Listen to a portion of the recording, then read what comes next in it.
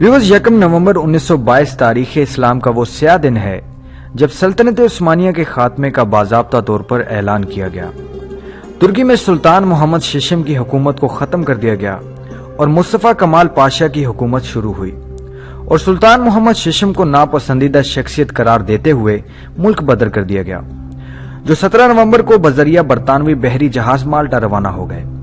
उनके बेटे शहजादे अर्तगरुल अफंदी भी उनके हमरा थे और बाद अज़ां वो वहां से इटली चले गए और उन्होंने अपनी जिंदगी के आखिरी अयाम इटली में गुजारे।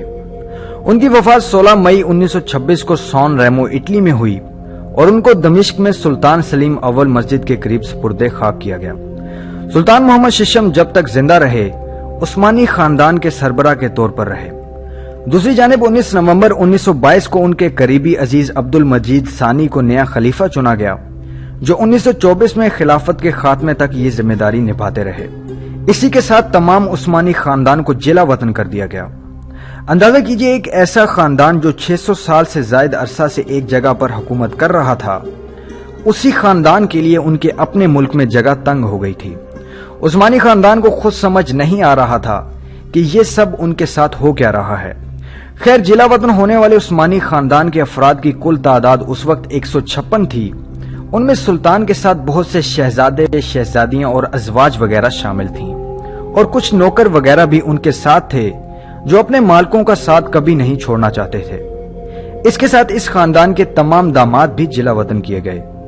खैर, खानदान के उन तमाम अफराद को एक तरफा पासपोर्ट दिया गया, सो उन्होंने पहले मिस्र जाना चाहा कि कभी वो उनकी सल्तनत में शामिल था, लेकिन ना तो अंग्रेज हुकूमत और ना ही वहां के शाह फवाद ने उनको इजाजत दी। फिर शाम का कसद किया कि वो भी एक करीब मुल्क था, लेकिन तुर्की की हुकूमत ने उन्हें उधर जाने की इजाजत ना दी। फिर कुछ अफराद तो लबनान के शहर बैरूत में चले गए, जो उस वक्त फ्रांस के जेर तसल्लुत था। खलीफा अब्दुल मजीद फ्रांस के शहर नाइस चले गए। शहजादे अली वासिफ की कोशिश से उनको फ्रांस की हुकूमत ने पासपोर्ट दिए। ये वक्त उस्मानी खानदान के लिए बहुत कठिन था। उन्होंने गुर्बत का मुंह भी देखा। वो तो अपना साजो सामान और रुपया पैसा भी अपने महलों में छोड़ आए थे कि अवाम की मुदाखलत और ताउन से वो जल्द तुर्की वापस आएंगे, लेकिन ऐसा नहीं हो सका। उस्मानी सल्तनत के खात्मे के बाद खानदान का सरबरा वो मुंतखब होना शुरू हुआ जो पूरे खानदान में उम्र के लिहाज से सबसे बड़ा हो। 1926 में सुल्तान मोहम्मद शीशम की वफात के बाद इस मश्क पर बाकायदा अमल होना शुरू हुआ और आज तक इस पर अमल जारी है। आजकल उस्मानी खानदान के सरबराह दंदार अली उस्मान हैं, जो कि 2017 में खानदान आले उस्मान के 44वें सरबराह बयाज़त उस्मान की वफात के बाद मुकर्रर हुए। आप सुल्तान अब्दुल हमीद दोम के पड़पोते और शहजादा मोहम्मद सलीम के बेटे हैं। आजकल आप अपने खानदान के साथ दमिश्क शाम में मुकीम हैं। 1954 में उस्मानी खानदान की खवातीन को तुर्की में आने और रहने की इजाजत मिल चुकी थी और 1974 में मर्दों को भी तुर्की में रहने की इजाजत मिल गई थी, लेकिन खानदान के बाज अफराद ने तुर्की से बाहर रहना पसंद किया।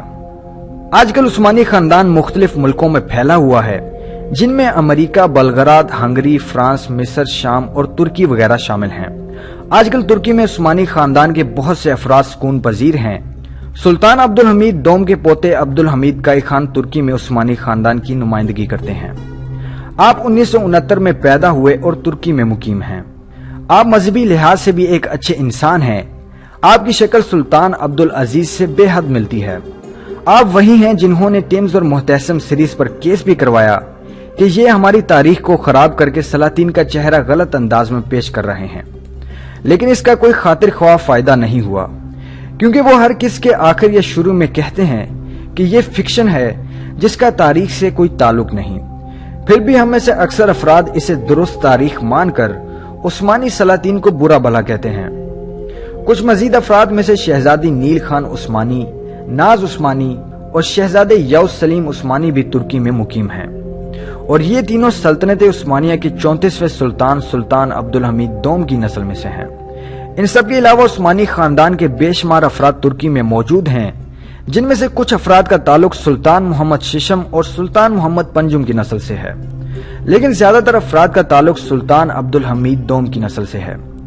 ये खानदान अब इतना वसी हो चुका है कि सबके बारे में इस वीडियो में बताना नामुमकिन है।